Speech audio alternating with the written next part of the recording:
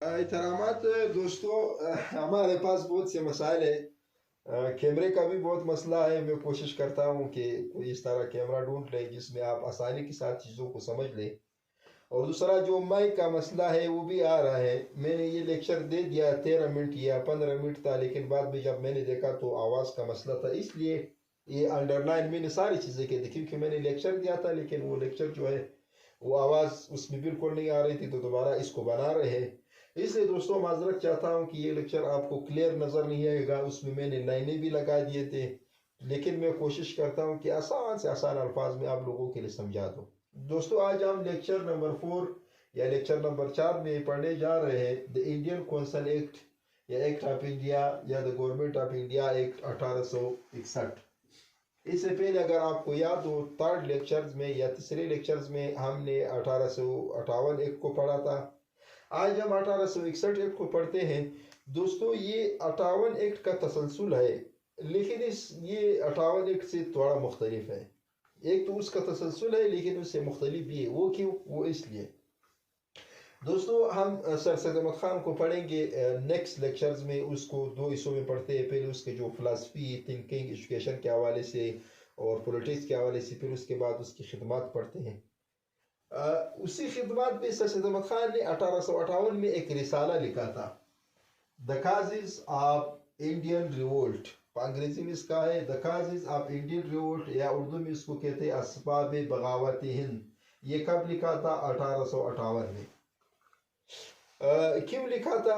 वो देख रहा था। सर सैयद खान जो एक वो कहता है, दूसरे अल्फाज में हम कह सकते हैं वो एक रिकन्सिलेटर था, मसालियात करने वाला था। किसके दरमियान? हिंदुस्तान और अंग्रेज के दरमियान, खासकर मुसलमान और अंग्रेज के दरमियान। मुसलमान जब इक़्तिदार से महरूम हो गए तो एक तरफ तो वो उन चीज़ों से महरूम हो गए, दूसरी तरफ उसकी जो रवाया था वो बहुत सख्त था अंग्रेज की तरफ, हिंदुस्तान के मजमूई लोगों की, लेकिन ख़ास तौर पर मुसलमान जो थे। तो और अंग्रेज दूसरी तरफ उसकी पॉलिसियाँ भी सख्त थी, और उन लोगों ने कहा कि हिंदुस्तान के लोगों ने हमारे खिलाफ बगावत की है। तो सैयद अहमद खान ने कहा कि हिंदुस्तान के लोगों ने आपके खिलाफ बगावत इसलिए नहीं किया कि आप लोगों ने यहाँ पे कब्जा किया है, या आप लोग गोरे हो, या आप लोग अंग्रेजी बोलते, बल्कि हिंदुस्तान के लोगों ने आप लोगों से इसलिए बगावत किया था। अगर आप असबाब बगावत की पॉइंट्स को पढ़ेंगे कि आपने हिंदुस्तान के लोगों के मजहबी मामलात में मुदाखलत की, हिंदुस्तान के लोगों को हुकूमत के मामलात में शामिल नहीं किया, हिंदुस्तान के लोगों को माशी तौर पर मफलूज कर दिया, हिंदुस्तान की जो आपकी कंपनी में जो फौज थी वो बेचारे सारे सिपाही थी, उसके प्रमोशंस नहीं होते। तो ये वो पॉलिसियाँ थी जिसकी वजह से हिंदुस्तान के लोगों ने आपके खिलाफ बगावत की। वो ये नहीं था कि आप लोग बुरे थे, या आप लोग गोरे थे, या आप लोग अंग्रेज थे, या आप लोग काबिज थे, उस वजह से नहीं थे। तो सर सैयद खान ने जब ये रिसाला लिखा तो इस रिसाले फिर वो कापियाँ जो है बरतानिया पार्लियामेंट को भी भेजी। तो इन लोगों ने सोचा कि क्यों ना हम एक और एक्ट लाए, इसमें हम कोशिश करते हैं कि हिंदुस्तान के लोगों को अपने मामलात में उसको अपने साथ मिला दे, उसकी रिकन्सिलिएशन उसके साथ करें, उसको पॉलिटिक्स में शामिल कर दे। सही।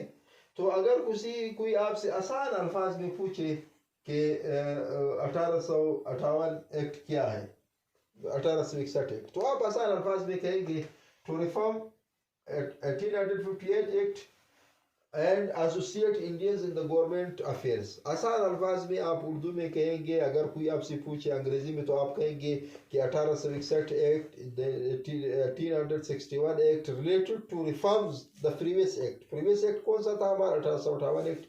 एंड ये बहुत जरूरी है, associate Indians in government affairs, Hindustan के लोगों को हुकूमत के मामलात में शामिल करना इस एक्ट का बुनियादी नुक्ता नज़र था। सही है दोस्तों। 1858 एक्ट में यह था कि हिंदुस्तान को किस तरह इंतजामी तौर पर तकसीम किया जाए, हिंदुस्तान पे कौन कौन सी उहदे बनाए जाए, और किस तरह हिंदुस्तान को चलाया जाए। और इस एक्ट में क्या क्या कहता कि जो 1858 एक्ट है उसमें थोड़ी इस्लाहात किया जाए, और साथ ही साथ हिंदुस्तान के लोगों को हुकूमत के मामलात में शामिल किया जाए। सही दोस्तों। तो एक चीज़ बहुत ज़रूरी है, जब तक आप 1858 एक्ट नहीं पढ़ेंगे किताब में, या मेरे जो वीडियो में आपको दिया है, या कहीं और भी, उस वक्त तक आप इसको नहीं समझ सकते। और ये एक तसलसल है, ये क्रोनोलॉजिकल आर्डर जो मैं आपको बार बार कहता हूँ कि तरतीब के साथ पढ़े, वो इसलिए कि एक दूसरे के साथ बिल्कुल लिंक है। तो हम आते हैं इसके नेक्स्ट पार्ट की तरफ। ये है पॉइंट्स, फीचर्स, कैरेक्टरिस्टिक्स, प्रोविजंस یا اردو میں جس کو خصوصیات، نکات، دفات جو بھی آ جائے آپ نے یہ لکھنا، جو بھی سوال آپ سے پوچھے. صحیح. پہلا کیا ہے پروویژنل اسٹیٹس ور، اس کو آپ یہ بھی کہہ سکتے provisional council were establish in Bengal U P in Punjab. Bengal اور یو پی اور پنجاب میں قانون ساز کونسل قائم کر دیے گئے. صحیح. جس کو آج کل ہمارے پاکستان میں صوبائی اسمبلی کہتے ہیں، جس طرح بلوچستان کی صوبہ اسمبلی بلوچستان، خیبر پختونخوا کی، پنجاب کی، سندھ کی. صحیح. تو اسی وقت ان تینوں صوبوں میں کیا کیا تھا، لیجسلیٹو کونسلز یا قانون ساز یا اسمبلی بنائے دیے گئے. صحیح. دوسرا کیا ہے، یہ ہم اس کو گورنر جنرل بھی کہتے ہیں، وائسرائے بھی کہتے ہیں. کیوں؟ ایسٹ انڈیا کمپنی میں جب ایسٹ انڈیا کمپنی کا سربراہ تھا اس کو گورنر جنرل کہتے تھے، لیکن جب وہ ایسٹ انڈیا کمپنی ختم ہو گیا، انگریز مکمل حکمران بن گئے، پھر اس نے عہدے کا نام کیا رکھا، وائسرائے. پھر جب ہندوستان تقسیم ہو گیا پھر گورنر جنرل، جس طرح جنا ہمارا پہلا گورنر جنرل تھا ہندوستان کا، جو لارڈ ماؤنٹ بیٹن جو تھا وہ آخری بھی تھا اور ہندوستان کا پہلا گورنر جنرل تھا. اس کا جو 1858 ایکٹ میں ہم نے پڑھا تھا کہ اس کا ایک ایگزیکٹو کونسل بنا دیا گیا جس کی 4 ممبر تھی. یہاں 1861 میں اس کی ممبر بڑھا دیے گئی. دیکھو viceroy executive council members were increase, viceroy کی جو ایگزیکٹو کونسل کی ممبر بڑھا دیے گئے. 4 سے کتنے کر دیے، 5 کر دیے. ایک اور نمائندہ شامل کر دیا، وہ کون تھا، کمانڈر ان چیف. ہندوستان کا جو کمانڈر ان چیف تھا وہ وائسرائے کی ایگزیکٹو کونسل میں شامل ہو گیا. اور ایگزیکٹو کونسل کو دوستو آج کل کے آسان الفاظ میں ہم کیبنٹ کہتے ہیں. صحیح ہے دوستو، یہ بہت آسان چیزیں، اس کو سمجھنے کی کوشش کریں. تیسرا یہ بہت امپورٹنٹ پوائنٹ ہے، powers were given to viceroy. Viceroy کو بہت سے اختیارات دیے گئے. کیا اختیارات دیے گئے تھے؟ 2 اہم اختیارات یہ ہے. یہ کیا ہے،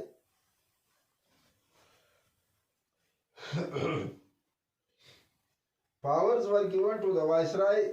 ابھی کیا ہے، ٹو اسٹیبلش نیو پروونسز. ایک تو یہ اختیار دیا گیا کہ نئے یہ پروونسز تو بن گئے اور نئے پروونسز وہ جب مناسب سمجھے تو یہ وائسرائے کے اختیار ہے کہ وہ بنا دیا. صحیح. پھر اس کے بعد یہ جو ہے، یہ چوتھا پوائنٹ جو ہے، Imperial legislative council was establish. یہ دوستوں بہت ہی ضروری چیز ہے. اگر آپ بعض کتابوں پڑھیں گے تو اس کو یہ دوسرے الفاظ میں additional member of viceroy council, لیکن اس کو ہم اس طرح نہیں کہیں گے. اس کو ہم کہیں گے مرکزی قانون ساز اسمبلی یا امپیریل لیجسلیٹو کونسل یا پارلیمنٹ. 1861 ایکٹ میں وائسرائے کے ایک لیجسلیٹو کونسل یا قانون ساز کونسل بھی بنایا گیا تھا جس کو امپیریل لیجسلیٹو کونسل بھی ہم کہہ سکتے ہیں، سینٹرل لیجسلیٹو کونسل ہم بھی کہہ سکتے ہیں. دوستو آپ آسان الفاظ میں کہیں گے کہ 1861 ایکٹ میں پہلی بار مرکزی پارلیمنٹ یا مرکزی اسمبلی بنایا دیا گیا. یہ آسان الفاظ ہے. صحیح. تاکہ وہاں پہ قانون سازی ہوگی. 1858 ایک میں صرف ایگزیکٹو کونسل تھا، وہ صرف جو کیبنٹ تھا جو انتظامی معاملات کو دیکھتے تھے اور قانون ساز کے معاملات بھی اسی کو دیکھتے. لیکن اس بار یہ فیصلہ کیا گیا تھا کہ لیجسلیٹو کونسل ہوگا مرکز کی سطح پر جو قانون سازی کریں گے. اور اس کے ممبر دوستوں کتنے ہوں گے، 6 سے کم نہیں ہوں گے اور 12 سے زیادہ نہیں ہوں گے. ایک تو یہ چیز آپ یاد رکھیں. اور اسی کونسل میں اگر 6 ممبر تھے تو اس میں سے 3 جو ہے وہ نان آفیشل یعنی غیر سرکاری یا دوسرے الفاظ میں انڈینز لوگ شامل ہوں گے، اور 3 جو ہے وہ سرکاری لوگ ہوں گے، برٹش ہوں گے. اگر 12 ممبرز تھے تو اس میں سے 6 جو ہے وہ نان آفیشل غیر سرکاری جو ہے ہندوستان کے لوگ ہوں گے، اور 6 جو ہے آفیشل لوگ یا سرکاری لوگ ہوں گے. یہ جو ہے یہ بہت امپورٹنٹ پوائنٹ ہے. یعنی 1861 ایکٹ میں ایک مرکزی اسمبلی بنا دیا گیا ہے. Powers of the viceroy. Viceroy کے میں نے آپ کو بتا دیا بے تحاشا اختیارات. ایک تو وہ صوبے بنا سکتے تھے. یہاں پہ اس کو جو اسپیشل اختیار دیا کہ جو بھی بل، مثلا یہ کوئی قانون ساز اسمبلی جو بھی بل پاس کرتے اس وقت تک قانون نہیں بن سکتی جب تک گورنر اس کو ایسنٹ نہیں دیتے، منظوری نہیں دیتے. اور ایمرجنسی کے صورت میں ضرورت کے وقت گورنر جو ہے وہ گورنر جنرل یا وائسرائے آرڈیننس بھی پاس کر سکتے ہیں. ابھی دوستو پہلے اس بل کے منظوری کی طرف آتے ہیں. میں پاکستان کے پرسپیکٹیو میں آپ کو سمجھاتا ہوں. پاکستان میں جب بھی کوئی بل قومی اسمبلی میں آتے ہیں پھر وہ اکثریت کے پاس پاس ہو جاتے ہیں، پھر سینٹ میں چلے جاتے ہیں، پھر جب وہ اکثریت سے پاس ہو جاتے ہیں پھر اس کے بعد جو ہے وہ صدر کے پاس جاتے ہیں. پھر صدر کے پاس یہ اختیار ہے کہ وہ اس کو منظوری دے دے یا واپس پارلیمنٹ بھیج دے. دوسری بار اگر اسی اکثریت سے یہ بل دوبارہ پاس ہو گیا تو 10 دن کے اندر صدر نے اس کو منظوری دینا ہے. اگر صدر نے منظوری نہیں دیا یہ خود بخود یہ قانون بن جاتا ہے. لیکن یہاں پہ یہ ہے کہ جب بھی کوئی بل آپ 10 بار پاس کریں، جب تک گورنر جنرل یا وائسرائے اس کو منظوری نہیں دیتے آپ اس کو पास नहीं कर सकते। सही, एक तो ये अख्तियार दिया। दूसरा आर्डिनेंस क्या है दोस्तों, मसलन आपकी कौमी असम्बली सूबाई असम्बली सेशन में नहीं है और मुल्क को एक इमरजेंसी की थोड़ा एक कानून की ज़रूरत है, तो उस वक्त सदर के पास ये अख्तियार है कि वो आर्डिनेंस पास करे। तो इसी वक्त गवर्नर जनरल को ये अख्तियार या वायसराय को अख्तियार दिया था कि वो इसी सूरत में जब असम्बली सेशन में ना हो या ज़रूरत हो या इमरजेंसी हो तो वो एक आर्डिनेंस पास कर सकते हैं और ये कानून पास कर सकते। और ये 6 महीने से ज़्यादा नहीं चलेगा, 6 महीने तक ये आर्डिनेंस होगा। बाद में अगर इस असम्बली ने पास कर दिए तो कानून बन जाएगा, वरना ये खुद ब खुद बन जाए। इसके बाद जो है हमारा ला जो है प्रोविजनल लेजिस्लेटिव कौंसल वाला इस्टेब्लिश, वो तो मैंने पहले भी बताया था, जो कानून साज असम्बलियाँ बनाए दिए गए थे। कहाँ पर, जहाँ पे सूबे थे, जिस तरह बंगाल है, यूपी है, पंजाब है, मद्रास है, बाकी जो है वहाँ पे भी जिस तरह मरकज़ में असम्बली बना दिया गया था, यहाँ भी सूबे में भी बना दिया गया था। सूबों में ये कहा गया था कि इसके मेंबर जो है 4 से कम नहीं होंगे और 8 से जो है वो ज़्यादा नहीं होंगे। सही दोस्तों, ये जो है आज हमारा टॉपिक है। इसको अगर हम कंक्लूड कर दें तो इसमें हम कहेंगे कि कहीं ना कहीं एक हिंदुस्तान के लोगों की नुमाइंदगी हमें नज़र आई। कहाँ पे, मरकजी कानून साज असम्बली में और सूबाई कानून साज असम्बली। इस पर अगर आप लोग तनकीद करें, क्वेश्चन में आ सकते हैं कि क्रिटिसाइज, तो आप इसमें ये कहेंगे कि more powers were given to the viceroy, viceroy को ज़्यादा अख्तियारात दिए गए थे, नंबर 1। और दूसरी बात, जो नुमाइंदा थे हिंदुस्तान की, चाहे मरकजी असम्बली में हो या सूबाई असम्बली में, बेचारे बेख्तियार, जिस गूंगे बेरे, उसको ना बोलने की इजाज़त थी, ना तजवीज़ देने की इजाज़त थी, ना ऊट कास करने की इजाज़त, कोई चीज़, बस ये सिर्फ यहाँ पे बैठे हुए थे। सही, तो ये जो है ये हमारा 1861 एक्ट है। इसके बाद नेक्स्ट जो है हम सर सैयद खान को पढ़ेंगे। दोस्तों जो भी सवाल हो, जो भी क्वेश्चन तो आप करें। बाकी बोर्ड लिखाई जो है दिखने में थोड़ा मसला होता है, इंशाल्लाह हम कोशिश करते हैं कोई इस तरह अच्छी टेक्नोलॉजी हमारे हाथ जा जाए ताकि आप लोग सारी चीज़ों को देख लें और इसको समझ लें। बहुत शुक्रिया।